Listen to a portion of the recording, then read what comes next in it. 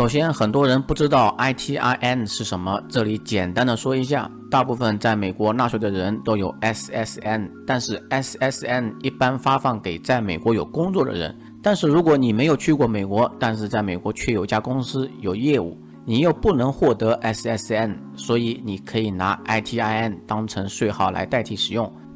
官方的说明是美国国税局核发的税务处理号码，任何需要在美国报税的人都有资格获得 ITIN。比如你是在美国逗留或者在美国开展业务的外国公民，但不是永久居民，或者你需要提交美国纳税申报表，需要某种形式的纳税人身份证明，或者你尚不符合资格或正在获得社会安全号码的过程中，但需要美国纳税人的识别号码，你都可以通过美国国税局申请 ITIN。 那么什么样的人和什么样的情况需要申请 ITIN 呢？无外乎以下几种情况：你在美国有买卖房屋，或者你在美国有房屋后需要出租产生收入需要报税，你在美国开公司，公司有收入，这个时候建议申请 ITIN。 如果你没在美国，但是想拥有美国银行账户或者信用卡，也可以通过 ITIN 的方式来获得。在我看来，很多人为了获得美国银行账户，所以才去办理了 ITIN。 当然，也有部分跨境电商卖家为了开展业务收款方便，注册了美国 PayPal， 或者为了开通 Stripe 支付通道，也是需要办理 ITIN 的。ITIN 除了办理美国银行账户以外，还能拿 ITIN 申请信用卡，并且会产生信用记录累积在 ITIN 上。当累积6个月后，信用分数更新到美国税务局后，你就可以拿 ITIN 代替 SSN 来申请其他银行的信用卡或者需要信用分数的金融产品。那么如何申请 ITIN 呢？官网有中文版本的描述网页，明确写明了3种方式获得。您可以在申报联邦所得税表时提交 W7 国税局个人纳税识别号码 ITIN 申请表，您还需要附上发证机关的原始文件或认证副本，以证明身份和外籍身份。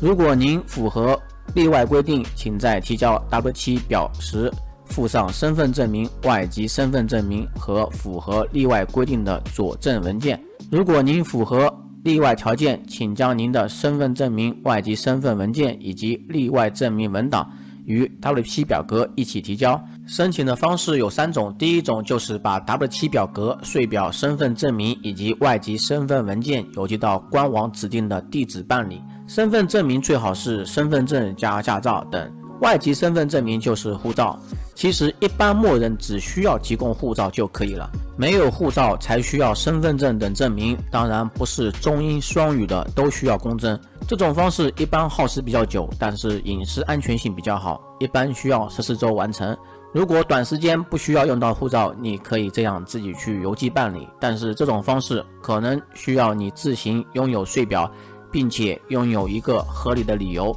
一般而言，我能想到的就是炒美股和参与 YPP 计划，会给你发放 1042-S 的表格，这2家都给我发放过 1042-S 的表格。第二种就是亲自前往国税局授权的认证验收代理人申请 ITIN。 认证验收代理人简称 CAA， 这里面有很多国家和地区的 CAA 代理人，中国区也有，里面也有联系电话。找验收代理人的好处就是不用邮寄护照了。如果看我视频的朋友中有学霸的话，自己也可以考一个 CAA。 不过最近的验收代理人计划暂停，但是会在2023年夏季重新开放，这也是多了一个职业路子。第3种方式，说实话我看了半天也没看懂，我的理解应该是先让你申请，但是你不需要提交税表，等哪一天你有需求了，并且提交了税表后，国税局处理后再发 ITIN 给你，可能等同于预申请，可能是给未来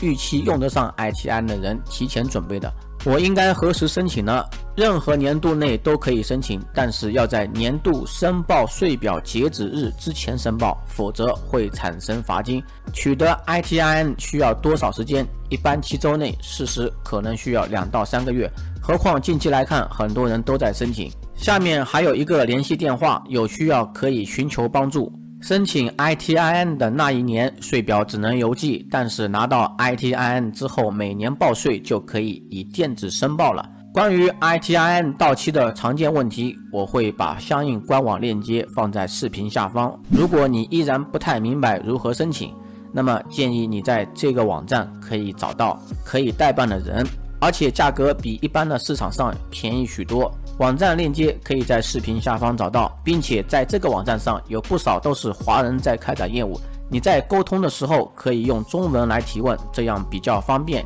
价格可以自行做对比。我这边不做推荐的优劣，大家自行对比，可以参考里面的评价。我的个人挑选习惯是先看差评再看好评，对方最不足的地方你能接受你就选择它，这样预期会好一点。不过由于近期受理人数很多，最好多问问受理完成时间的状态变化。